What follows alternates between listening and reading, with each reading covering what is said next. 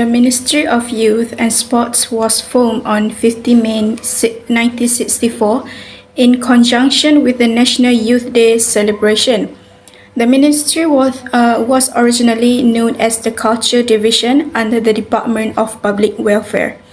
The Culture Division was eventually relocated under the Ministry of Culture, Arts and Tourism until 1987 when it was reverted to its original name. The Ministry of Youth and Sports has a vision to strengthen and maximize the human capital and the potential of youth as the driver for the strategic future development of the country. In accordance with the Federal Constitution and the national principle, the mission of the Ministry of Youth and Sports is creating a youth society that has an integrated personality in terms of spiritual, intellectual, and physical, responsible, voluntary, and patriotic spirit to be the driving force for the progress and prosperity of the country. It also aims to create an active, healthy, and fit society and to develop high-performance sport athletes to international and standard and enhance the development of the younger generation towards inheriting and elevating the civilization of the nation and country. There are objectives of the Ministry of Youth and Sports to be a focal point in the youth and sports development agenda at the international level. Not only that, but to forge close bilateral cooperation with countries that have the same vision, thinking, ability, and direction, and allows us to cooperate with an agency that has a role in coordinating and implementing international relations. Malaysia 2023 budget has been released with an emphasis on measures to build resilience and weather uncertainties in the face of an increasingly challenging global economic and geopolitical environment. Budget 2023 theme Keluarga Malaysia Makmur Bersama focuses on incentive and financing for the B40 and M40 categories, youth, women, the unemployed, and entrepreneur. The spending for 2023 is estimated to be 12.1% more than the allocation for budget 2022, rising from 332.1 billion ringgit to 370 billion. 50% global minimum tax in 2024, e-invoicing, prospective carbon fees, and greater custom enforcement were among the primary revenue-raising measures mentioned. The government has allocated 374 million ringgit to the Youth and Sport Ministry in Budget 2023. This is a significant increase over the 289 million ringgit allocated last year. The allocation includes 145 million ringgit for the construction, refurbishment, and maintenance of sports facilities. 154 million ringgit will be used for the development of the Malaysian sports ecosystem. The revenue for the purpose project is based on Program 2, which is Youth Development and Sports. Youth refers to a young group, where this group is large today. For progressive, it refers to improvement or progress. This program can help reduce the unemployment rate among the youth. Malaysia's government has decided to implement a program, which is a drug prevention education program among the youth. This program, to some extent, can reduce the rate of increase in crime in Malaysia. In addition, there is a percentage that shows the youth employment rate in 2021 and has a target percentages in 2022 and 2023. The first issues that related based on the outcome is unemployment rates among youth increasing. Unemployment can be defined as a situation when individuals who can work and want to work at a certain wage level fail to find any job. In Malaysia, the unemployment rate, which was previously below 4%, suddenly jumped to 5% after many people lost their jobs due to the impact of COVID-19. Youth unemployment in Malaysia is on the rise due to factors such as lack of English language proficiency, low demand by employers for courses taken by graduates, and too much choice of jobs. Youth need to get a job to generate sources of income for themselves and support their family. The government needs to take a proactive approach to deal with these issues before it becomes a bigger and uncontrollable problem. Investing in today's youth is an investment in the future of the country. The second issue is criminal rates. The Ministry of Youth and Sport should play an important role in ensuring that this issue can be overcome as best as possible, so that it does not to continue damage the youth group, because the youth is a national asset. As example of criminal is sexual misconduct, rob, burglary, theft, and drug misuse. There are crimes that have been reported involving the youth demographic. There are several factors that are the causes of the increase in the crime rates. Among the causative factors, it is a lack of religions, educational influence of peers, the nature of waiting to try, and free association. The factor mentioned earlier is one of the reasons for the increase in crime among the youth today. But every problem we have its own solutions, such as getting along with individuals who do not have a problems and engaging in voluntary activity. The Career Counseling Education Program is a program led by the Guidance and Counseling Unit to provide students with knowledge about various career fields in our country. Through the theme of Revolution of Career Explorations towards, it is hoped that students will be exposed to the diversity of career fields in the digital era. It is expected that the students have knowledge about the specifications, type, atmosphere, and job information that the students can explore to suit their careers. With this, the students can already prepare themselves since they are still in school to venture into the jobs. Through guidance and career counseling service at the school level, students will be guided to explore their career development. The goal of this program is to identify and explore students' career and perfect their careers in the digital era. Under the successful counseling program, there are several training agencies involved in creating a successful career revolution program among youth, which are Giat and Kejora. This course has short-term and long-term courses. This program has an impact on the youth, and the course mentioned has had a positive impact on the youth who have found employment and increased the income of participants who previously had no income or low income to a permanent income. The objective of the program, students will know about their respective career interests and will be able to learn more about career opportunities through IPTA and IPDS.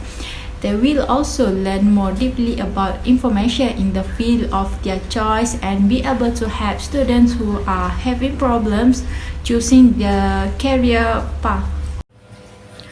Among the functions that students get if they attend the Career Counseling Education Program is exposure to the career landscape in Malaysia. Students can see the profile and background of the company or employer participating in the career program. Next, they can research and anticipate what career fields provide high opportunities.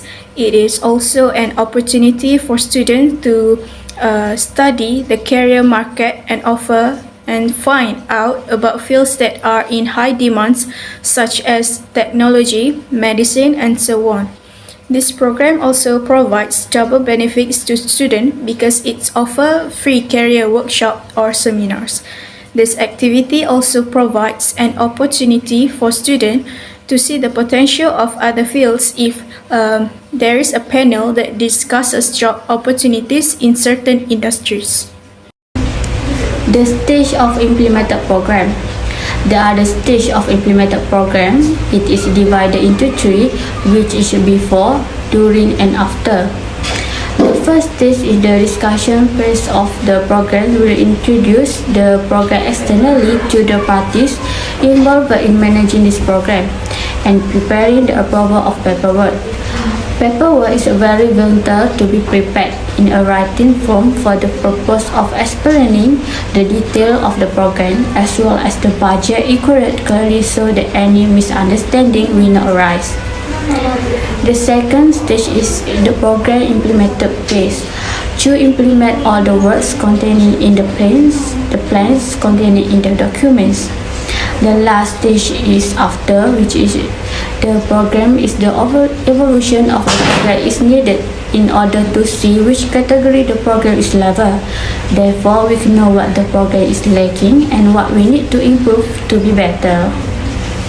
The first challenge of this program is the program use delivery in two languages, which is Malay and English. However, the presentation in English gets a less encouraging reaction because some students have a low ability in mastering and understand the English language. Because of that, students will lose focus and not concentrate during the program. So, the responsible parties should find other solutions to attract the students' focus again. As we know, besides Malay, English is also important in life where communication skills in English are believed to add value to the quality of youth. One of the impacts that students get in the career counseling education program is exposure to the career landscape in Malaysia. The career opportunities offered are in line with the current economic development and the country's demand because it is related to the policies introduced by the government. The net research is the expectation of career fields that provide high opportunities and are suitable for student abilities and academic background. It is also an opportunity for students to study the career market that is offered and is in high demand such as technology, medicals and so on. In addition, career counseling education also can provide various benefits to students who will finish school and start entering the world of work. This important exposure can help them prepare well to enter a more challenging phase of life. The positive effects obtained can help students to make career choice and give them satisfaction when entering the career world.